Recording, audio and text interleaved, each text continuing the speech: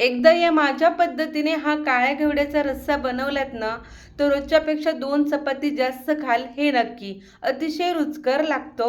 अगदी सोप्या पद्धतीने आणि झटपट हा काळ्या घेवडा रस्सा बनवूयात.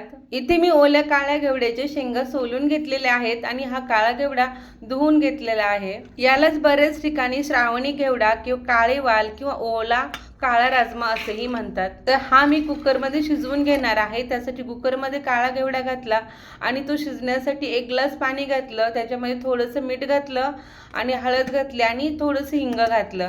चांगला मऊ कुकरला शिजवून घेतला की त्याचा रस्सा पण छान चवदार बनतो. आता मध्यम गॅसवरच आपल्याला कुकरच्या 3 शिट्ट्या करून घ्यायच्या आहेत. कुकरच्या शिट्ट्या होत आहेत तोपर्यंत या रस्सा चांगला चवदार होण्यासाठी थोडंसं वाटण आपण करून घेऊ.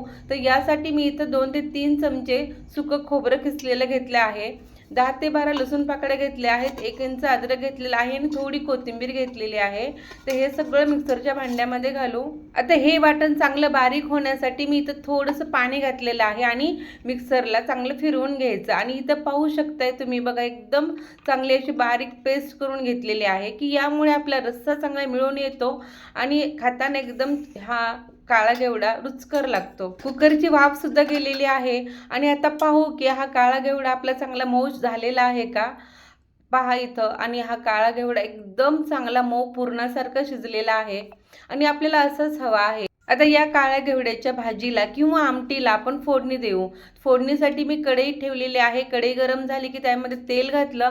तेल चांगलं गरम करून घ्यायचं आणि नंतर अर्धा चमचा जिरं आणि अर्धा चमचा मोहरी चांगली तडतडून घेतली. त्यामध्येच ताजा कढीपत्ता घातला आणि हा बारीक चिरलेला एक मीडियम साईजचा कांदा इथे मी घालून घेतलेला आहे. आणि आता कांदा आपल्याला चांगला परतून घ्यायचा आहे. त्याला चांगला गुलाबी कलर आला पाहिजे. एकदम पारदर्शक कांदा करून घ्यायचा बघा. 2 मिनिटं कांदा चांगला परतून घेतला की कांद्याचा कच्चेपणा दूर होतो आणि इथं चांगलं कांद्याला कलर यायला लागलेला आहे. इथं मी आता बारीक केलेलं आपण जे वाटण आहे ते हिरवं वाटण इथं घालून घेतलं आणि असं चांगलं 2 मिनिटं चांगलं परतून घ्यायचं आहे. यामध्ये आपण लसूण, अद्रक आणि खोबरं जे घातलं आहे त्याचा खमंग वास येईपर्यंत आपल्याला हे वाटण परतून घ्यायचं आहे आणि साईडला तेल पण सुटलं जातं. आता या वाटणाचा अगदी घरभर छान सुगंध दरवळत आहे. आता इथे मी 1 टोमॅटो बारीक चिरलेलं घालून घेते. टोमॅटो चांगला मऊ लवकर व्हावा यासाठी इथे मी थोडंसं मीठ घालणार आहे. आणि हे लक्षात ठेवायचं की आपण काळा घेवडा शिजवून कुकरमध्ये घेताना सुद्धा मीठ घातलेलं होतं. त्यामुळे चवीनुसार इथे मीठ घातलं आणि मीठ घातलं की हा जो टोमॅटो आहे तो लगेच मऊ होतो. आणि इथे थोडंसं 1 मिनिटभर मी झाकण ठेवत आहे.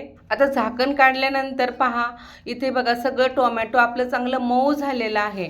आणि असं पळीने थोडंसं स्मॅश करून घ्यायचं म्हणजे या वाटणामध्ये हा जो टोमॅटो घातलेला आहे तो सुद्धा एकजीव होतो आणि टोमॅटोचा फ्लेवर आपल्या या काळ्या घेवड्याला छान मिळतो. तुम्ही पाहिलेत ना, आपल्या या वाटणाला छान तेल सुटलेलं आहे. वाटण चांगलं परतलं गेलं आहे. तर इथं पावडर मसाले घालून घेऊ. साठवणीतला हा काळा मसाला आहे तो मी 1 चमचा इथे घातलेला आहे आणि बेडगी मिरची घातलेली आहे अर्धा चमचा धनी पावडर घालून घेतली. आता हे मसाले आपल्याला अर्धा मिनिट चांगले परतून घ्यायचे आहेत म्हणजे मसाल्यांचा फ्लेवर सुद्धा या वाटणामध्ये चांगला मिक्स होतो. हा काळ्या घेवड्याचा रस्सा अगदी सोप्या पद्धतीने आणि झटपट आपण छोटे छोटे ट्रिक वापरून आज बनवत आहोत बघा आणि खूप खायला चवदार लागतो. हे मसाले सुद्धा चांगले परतले आणि ते चांगलं तेल सुटलेलं आहे. तर इथं काळा घेवडा मी घालून घेतलेला आहे. तर आता ह्याला मोठा गॅस करून आपण एक उकळी आणून द्यायची आहे. तर इथे मी मिक्सरच्या भांड्यात जे वाटण फिरवलं ते सुद्धा पाणी घालून थोडंसं काढून घेतलं आहे. रस्सा चांगला उकळून घ्यायचा आहे. तर इथे बारीक चिरलेली कोथिंबीर ही थोडीशी घालून घेते. मी हे 2 व्यक्तींसाठीच हा काळा घेवड्याचा रस्सा बनवत आहे. तर तुम्ही तुमच्या आवडीनुसार इथं पाण्याचं प्रमाण ठेवू शकता. हा काळा घेवडा कुकरला अगोदर शिजवून घेतल्यामुळे जी काळ्या घेवड्याची नॅचरल टेस्ट असते ना ती या रश्श्याला मिळते. त्यामुळे हा रस्सा इतका भन्नाट लागतो की आपण 2 चपाती खाण्याऐवजी 4 चपाती नक्कीच खातो. ही नैसर्गिक टेस्ट आपल्याला मिळावी म्हणून मी इथे कांदा असं वाटून घातलेला नाही. या रश्श्यासाठी जास्त वाटणही घालायचं नाही. मग बघा या रश्श्याची चव किती छान लागते. इथे मी 5 मिनिटं हा रस्सा चांगला उकळून घेतलेला आहे. त्यामुळे रस्सा आणि हा वाटण आणि एकजीव सगळं झालेलं आहे. तर इथे आपला काळा घेवडा एकदम भन्नाट चवीचा गावरान पद्धतीने तयार झालेला आहे. उन्हाळ्यामध्ये खाण्यासाठी तर एकदम मस्त बेत आहे आणि चपाती भाकरी बरोबर आमच्याकडे हा काळा घेवडा एकदम चुरून खाल्ला जातो. तुम्हाला पण अशी गावाकडची चव हवी असेल तर या पद्धतीने हा काळ्या घेवड्याचा रस्सा नक्की बनवा. घरातील सर्वजण आवडीने खातील असा काळ्या घेवड्याचा रस्सा बनतो. तर ही भन्नाट चवीची रेसिपी तुम्हाला आवडली असेल तर एक लाईक नक्की करा आणि अशाच रेसिपीज पाहण्यासाठी वर्षाच केक्स अँड आर्ट्सला सबस्क्राईब पण नक्की करा. परत भेटूयात अशाच मस्त रेसिपीजमध्ये. तोपर्यंत धन्यवाद.